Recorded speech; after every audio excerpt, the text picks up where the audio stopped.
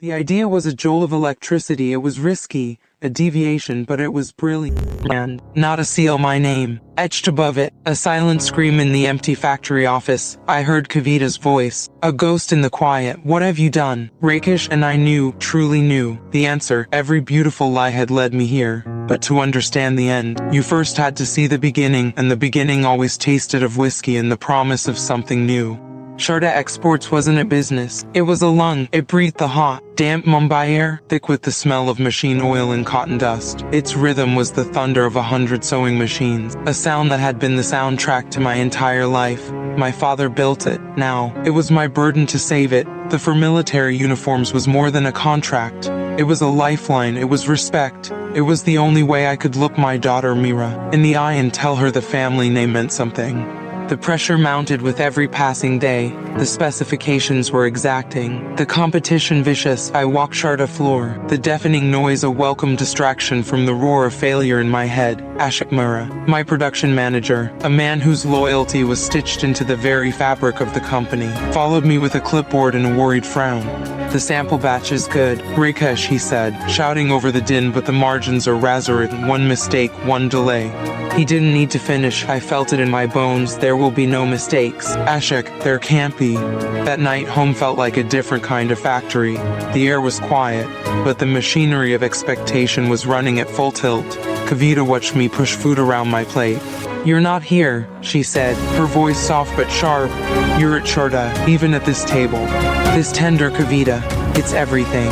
Is it more than us? I had no answer. The question hung in the air, heavier than the scent of spices from the kitchen. Later, I looked in on Mira sleeping, her school books fanned out on her desk. This was for her. I told myself that again and again, but the words felt thin. I needed to escape, just for an hour. The Regal Hotel bar was a cave of dark wood and low whispers, a place to disappear. I ordered a whiskey and let the clink of ice in a heavy glass soothe the fraying edges of my nerves. That's when I saw her. She wasn't looking for attention, which is why she got it. She sat alone, nursing a drink, a small smile playing on her lips as if she knew a secret the rest of the world was desperate to learn. Her name was Leela Khan. When she finally looked my way, her eyes held a spark of intelligence that was more intoxicating than any drink. You look like a man carrying the world on his shoulders, she said, her voice a low murmur. Just a small piece of it, I replied. A garment factory. Sharda, she said. Not as a question, I know it. My father was in textiles, a long time ago. The coincidence felt like fate. We talked for hours, not about our lives, but about the industry. She knew things, obscure suppliers, shifts in government policy, the subtle language of bureaucracy. It was like she could see the entire board while I was just staring at a single piece. Then she said, swirling the amber in her glass, the fabric specification for the collars, it's a test. They want to see who's paying attention. She leaned closer, her perfume a subtle, clean scent. There's a German synthetic blend, stronger, cheaper. It technically meets the criteria, but nobody uses it. It's an old regulation. Using it would show initiative. It would make your bid stand out. The idea was a jolt of electricity. It was risky, a deviation, but it was brilliant. How would you know that? She smiled that secret smile again. I listen. People talk. You just have to be in the right rooms. The next day, I told Ashok to source the German blend. He held the sample fabric between his thumb and forefinger, his brow furrowed. I don't know, Rakesh. This isn't our usual supplier. It feels different. It's better, Ashok. It's smarter, I insisted. The echo of Leela's confidence in my own voice. Just do it. I had to see her again. I called Kavita from my office. The light came out so easily it scared me. A late meeting with a new supplier. I'll be home late. Kavita was silent for a beat too long. Of course, work hard, Rakesh. That night, Leela was waiting at the same table. The conversation felt even more charred. The air between us electric. She didn't just understand my ambition, she celebrated it. She made me feel like the man I wanted to be, not the worried son struggling under his father's shadow. The night ended not with a goodbye, but with a hotel room key placed silently on the table between us. I picked it up. The smooth, cool plastic felt like a point of no return. The next morning, the guilt was a physical weight, but it was tangled with a thrilling sense of possibility.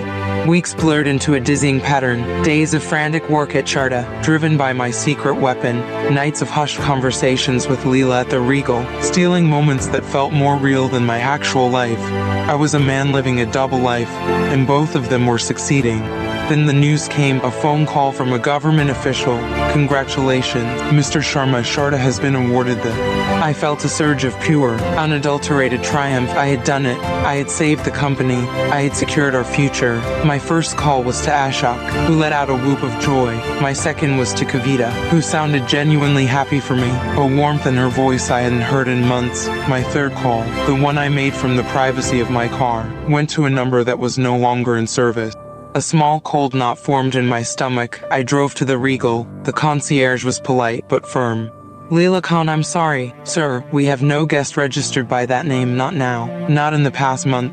The cold knot tightened. It didn't make sense, but that was real. The win was real. I pushed the unease aside. It didn't matter. The first shipment of the German fabric arrived. Thousands of bolts of dark olive material, a monument to my victory. 2 days later, Ashok walked into my office. He didn't knock. His face was pale, his hands trembling. He held a single sheet of paper. It's the lab report, he whispered, his voice cracking. The preliminary Fourier tendron test, Rikesh. It's a catastrophe. I snatched the paper. The numbers were stark. The fabric didn't just fail to resist flame, it was highly flammable. An accelerant. Uniforms made from this would be death traps. This is a mistake, I stammered. Run the test again. We did, Ashok said, his eyes filled with a pity that was worse than anger. It's the whole shipment, all of it. It's worthless. We're ruined. The world tilted on its axis. The triumph of 48 hours ago curdled into ash in my mouth. I stumbled out of the office, into the sudden, suffocating silence of Charta floor. The machines were idle, waiting for fabric they could never use. My phone rang. A government number that was rescinded. An investigation was being launched. Fraud, negligence, endangerment. The words hammered into me. That evening, an envelope was delivered by courier to my home. No return address. My hand shook as I opened it. Inside was not a letter but a photograph. An old, faded picture from the early days of Charta. My father, young and proud, stood with his arm around another man. Between them stood a little girl with dark, serious eyes. Behind the photo was a single, typed sheet of paper. It said the man's name was Anwar Khan, my father, your father's partner, the man he cheated, bankrupted, and drove to an early grave. You built your legacy on our family's ruin. I thought it was only right that you used your own ambition to tear it all down. The fabric supplier was one of my father's old contacts, loyal to his memory. Hid inside information was a lie, tailored just for you, the perfect bait for a man so desperate to win he'd cut any corner. You didn't lose your father's company. Rakesh, you gave it back. Leela. I stared at the little girl in the photo, the same eyes, the same secret smile. It was her. Everything clicked into place with the sickening finality of a lock snapping shut. Every word, every glance, every piece of advice. It wasn't a seduction, it was a demolition. A meticulous, patient, perfectly engineered revenge. I was back in my office. The silence of the looms a deafening roar. The voided contract lay on my desk. I saw the stamp, my name, a monument to my own stupidity. I heard Kavita's voice from that first night, an echo across the chasm of my failure. What have you done, Rakesh? I looked at the photograph of the two partners, the two families. She hadn't just destroyed my future, she had corrected the past. I picked up the paper heavy with the weight of my choices. I hadn't been trapped by a beautiful stranger. I had been caught in a thread I had woven myself, stitch by painful stitch. Next, a celebrated chef discovers his most trusted supplier is secretly poisoning his reputation. One dish at a time. The series is called A Dish Served Cold.